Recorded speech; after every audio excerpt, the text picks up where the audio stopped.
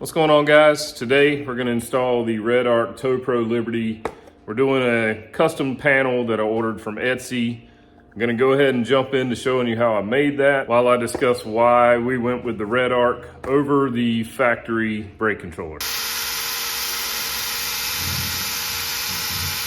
The reason I went with the Redarc over the OEM brake controller, the price was $100 cheaper. And also, I don't have to worry about trying to program the brake controller to work with the truck. I ordered this panel from Etsy. Again, I'll leave the store name down below. This is about $22 with the clips on it. Hopefully, this is going to fit nicely into the dash. And this, like a small notch there. It needs to fit in that hole. I know this hole is a little smaller because I didn't have a drill bit quite correct size, and it is so close. All right, I'm gonna try to widen this hole out with the smaller drill bit, and that's do this at your own risk. Okay, it fits in flush, and the switch has this light right there at the top, so that's gonna stick through. This goes through this way. I don't know if that's screwed. Yeah, it looks like it screws in. 12 millimeter, and we're just gonna tighten it up. Not crazy tight, obviously. Okay, everything's snug. That's what the back looks like. Everything fits well. That's good. Now it says to turn it all the way to the left. Apply knob with the 0 lined up with the level marker. So this is considered the level marker, and the 0 is there on the side of the knob. So we will push that on. There we go. Now all we have to do is find a place for the box, the module.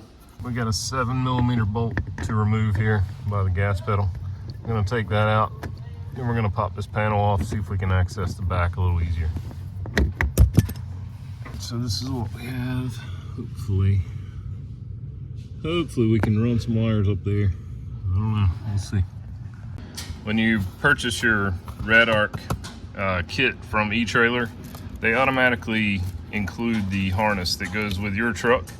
This end is what connects to the factory harness, and the factory harness is underneath, and it is actually plugged in here, and that is just a dummy plug.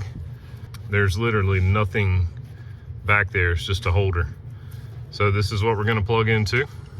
We've got the harness, we're just going to simply plug it in, and it snaps into place. It's that easy. Now we're going to take the other end and run it up in the dash and zip tie it up so it doesn't fall down, and run it over to the console. And then this simply plugs in like so, snaps right in place. I'm just going to use double-sided tape, and I'm going to secure it to this piece. It just says it needs to be secured so it doesn't move. That'll be a solid connection. So it shouldn't move at all. We should be good to go. Now I have to run the network cable. It looks like a network cable, a communication cable.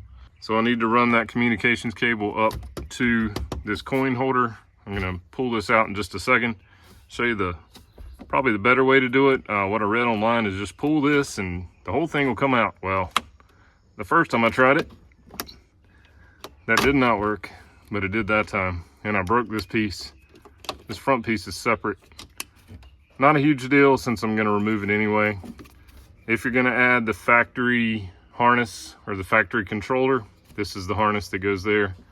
We won't be using that, so I'll just unplug it and kind of push it back there. I may try to attach it to that wire that's hanging there. So we've got a 90-degree. I'm going to leave that up top. I'm going to connect that to the switch. I just took a more of a solid, well, it's a stranded wire, but it's more solid than that communications cable, and ran it down. Came through right at the location the controller is going to be. So I'll just tape this end onto that end and pull it through very, very, very slowly and carefully. these cables have a tendency to, I don't know, I guess the wires break in them. So, you know, you don't want to bend these too much or you're going to destroy the cable. So just be very careful with it.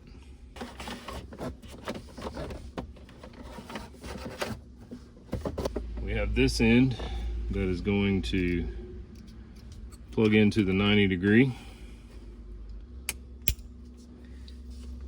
There's quite a bit of room back there, except right there. Let's see. We'll see if it works.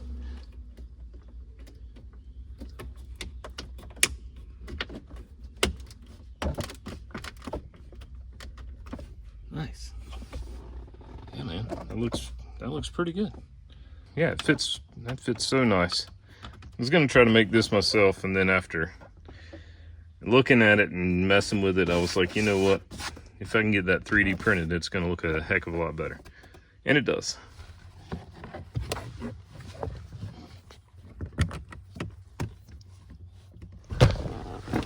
We have a light. All right, we'll get the manual and see what else we have to do to get this thing working. So it says we have to drive around with or without a trailer, it doesn't matter, and it can get an idea of the braking on the truck. So we're gonna do that now. I'll have to look this up. I thought it said something about a blue or a green light, but I'm only seeing a yellow or amber colored. Okay, well, I stopped a few times. I've seen nothing different.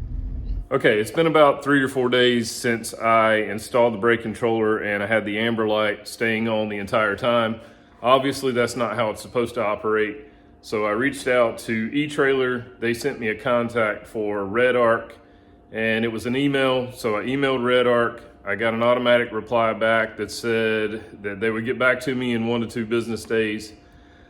Honestly, guys, I'm like most of you. I only have the weekends to work on things, so I'm just gonna start self-diagnosing this problem and see if I can figure it out. Something else I found while I was doing my research on Redarc's website, they do not recommend this wiring harness. They actually recommend the TPH006.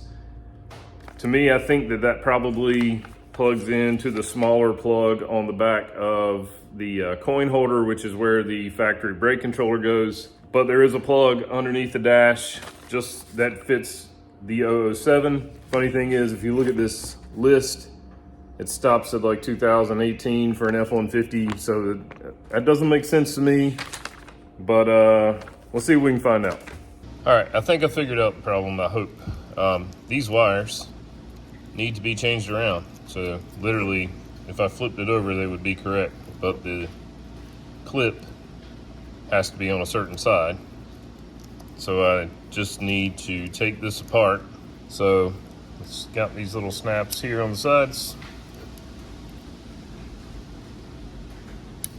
Whoa, all right, that piece just flew away.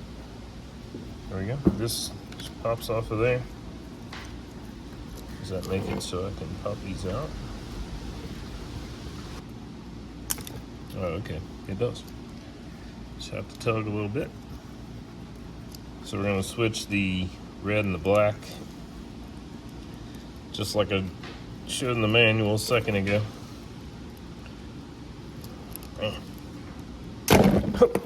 Sorry, guys. All right, red's out. We're gonna put it on the other side. Press that back in. That was easy to press in. Press the black back in. Now I gotta pull the blue and the white out, and I think I have to switch those around. But let me look at the manual really quick. All right, so we switch the blue and the white around. So work the blue out. Whew, that hurt. Then the white.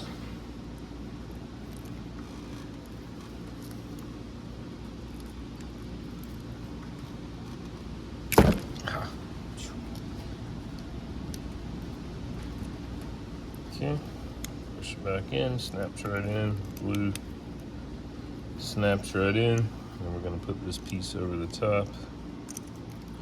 It turns this way, nope, turns this way, and we just snap it down on both sides. Okay, let's plug that back in and let's hope that fixes the issue. Seems like it will. There's our box mounted and no light, thank goodness. Okay, I got the trailer hooked up. We're pulling it around, pressing the brakes right now. That's why it's red. So it's in the calibration phase, it's learning. So I'm just driving around, hitting the brakes quite a bit. Sometimes pretty hard, sometimes just normal. I've got it on number 8 setting, and I've tried everything from 5 to 10, and 8 is feeling pretty good right now. So that's stopping it without dragging the wheels, and it feels pretty good in the truck. I'm well controlled. So we're no longer in the learning phase, it's now just blue. So I guess calibration is over, and it's pulling good, and I like how it applies the brakes. It's not too much, it's not too little. So overall, this has been great now that I've figured out the wiring harness. So as for the functions, it's pretty simple, very self-explanatory. You can go from 0 to 10, and that just turns up the braking. So it's very adjustable. I pulled my mom and dad's camper around, and I was somewhere around 6.5, 7, something like that. With our enclosed trailer, I was pulling around earlier. I was in the 8 range.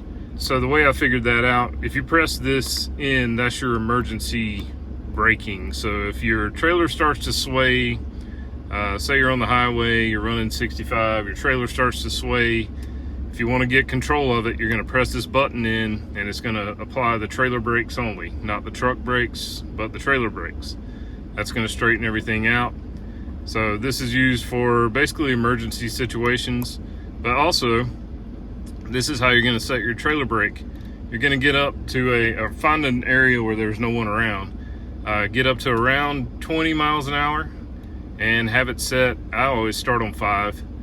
And so you're running about 20 miles per hour, let off the gas on the truck, press the brake in. If it doesn't lock the trailer tires up and it doesn't apply too much pressure, then you're going to turn it up some. And you're going to keep adjusting until it locks the trailer brakes up, and then you're going to back off. So you can start there. And now if you're towing and you decide there's not quite enough brake pressure for you, then you can turn it up a little or turn it down. So I've used the brake controller several times, once over a weekend pulling a camper, and it works really well. I really like it. I'm not really disappointed. I'm a little disappointed in the customer service from Redarc. I really expected a lot more. I've always heard really good things about the company. Maybe there was a mistake in the email, maybe the email didn't make it to them or something. I don't know. I got the automatic reply, so I felt like that probably did go through. But I got it figured out. No big deal in the long run, but a little disappointing, at first, because the whole point of buying the system was it's plug and play. It's going to be easy. It's going to take me 5 minutes to do this.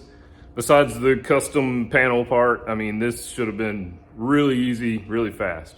So if you want to avoid trying to do the programming for an OEM brake controller, save $100 doing it, I do recommend the Redarc. I think it's a good product. With that said, I appreciate you guys watching. Be sure to subscribe to the channel if you like what you saw, and we will catch you guys next time.